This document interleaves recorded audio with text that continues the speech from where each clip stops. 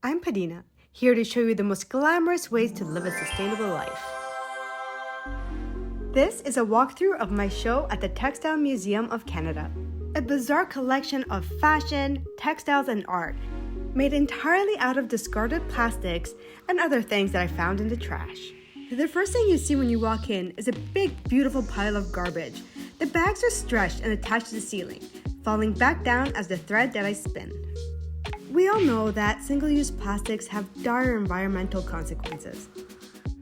But worry not, this is not a lecture about how that one time you left your reusable bags at home is the reason that the world is going to It's more of an inspiration for creative ways that we can keep plastics out of our oceans and landfills.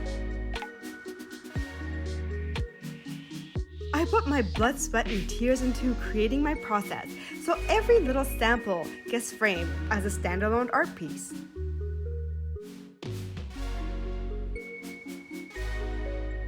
This seems to be everybody's favorite piece, the caution tape dress.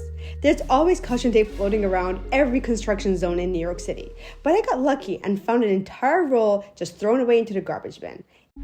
In case you can't tell, I really love working in monochrome colors, particularly black, but lucky for us, single-use plastics come in every color of the rainbow. I keep all my scraps and I turn them into these teeny tiny little embroideries.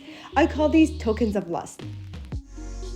I feel that we've kind of leaving trash where we used to have a lot of plants and flowers, which is kind of why I'm really into this floral botanical theme that you see consistently through my work.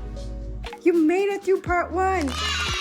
But I have to admit, I did keep the best for last, so make sure you tune into part 2 to catch the rest. Also, please subscribe and like if you haven't yet. I really do appreciate it. Thank you! See you guys in part 2!